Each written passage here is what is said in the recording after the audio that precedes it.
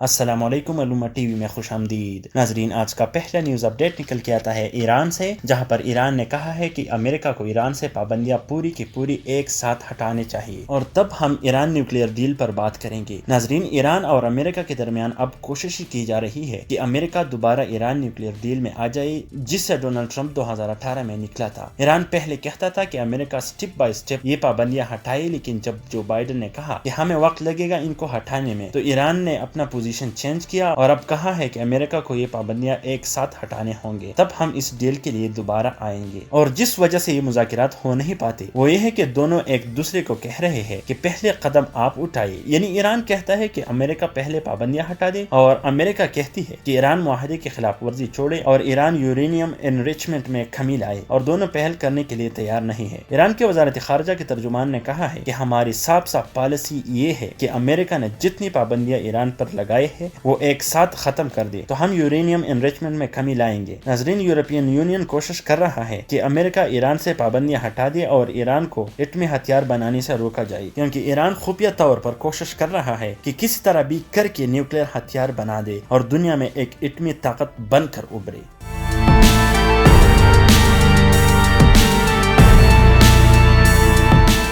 ناظرین، آج کا دوسرا نیوز اپڈیٹ نکل کے آتا ہے پاکستان سے، جہاں پر اسد عمر نے برطانیہ کے پاکستان کو ریڈ لسٹ میں شامل کرنے کے فیصلے پر تنقید کی ہے اور کہا ہے کہ کیا یہ فیصلہ سائنسی بنیادوں پر کیا گیا ہے یا خارجہ پالیسی کی بنیاد پر۔ ناظرین، برطانیہ نے پاکستان سمیت 4 ممالک پر سفری پابندیاں لگانے کا فیصلہ کیا ہے جو 9 اپریل سے لاگو ہوں گی۔ برطانیہ نے کہا ہے کہ یہ پابندیاں ان ممالک میں کورونا کے بڑھتے ہوئے کیسز کی وجہ سے کی گئی ہے، لیکن مختلف لوگوں کی طرف سے اس فیصلے پر بے حد تنقید ہوئی اور کہا گیا کہ یہ ناانصافی ہے۔ برطانیہ کے رکن پارلیمنٹ ناز شاہ نے ٹویٹر پر لکھا کہ ایسے ممالک کو ریڈ لسٹ میں شامل کیوں نہیں کیا گیا جہاں ان سے کئی زیادہ کیسز ہے اور وائرس کی جنوبی افریقی قسم بھی موجود ہے۔ انہوں نے مزید کہا کہ فرانس، جہاں پر پاکستان سے کہیں زیادہ متاثرین ہے، اسے کیوں شامل نہیں کیا گیا، لیکن برطانیہ نے اس حوالے سے یہ کہا کہ وہ اس لیے ان ممالک پر پابندیاں لگا رہے ہیں تاکہ ملک کو کورونا کے نئی اقسام سے بچایا جا سکے، لیکن اگر ملک کو بچانا ہی ہے تو پھر انڈیا، فرانس اور جرمنی پر سب سے پہلے پابندیاں لگانی چاہیے، کیونکہ پاکستان میں تو اب کرونا وائرس کی جنوبی افریقی قسم بھی رپورٹ نہیں ہوا ہے، لیکن فرانس میں یہ وائرس پہلے سے موجود ہے، لیکن پھر بھی وہاں پر کوئی پابندی نہیں ہے۔ ناز شاہ نے یہ الزام بھی لگایا کہ یہ پاکستان اور پاکستانی کمیونٹی کے ساتھ امتیازی سلوک کرنے کے مترادف ہے۔ ناظرین، رمضان اور عید الفطر قریب ہے اور برطانیہ نہیں چاہتا کہ مسلمان جو پاکستان میں ہے اور ان کی خاندان برطانیہ میں ہے رمضان ایک ساتھ گزاری۔ اس کے علاوہ تو کوئی اور وجہ مجھے معلوم نہیں ہو سکی۔ آپ اس حوالے سے کیا رائے رکھتے ہیں، ہمیں کمنٹس باکس میں ضرور بتائیے۔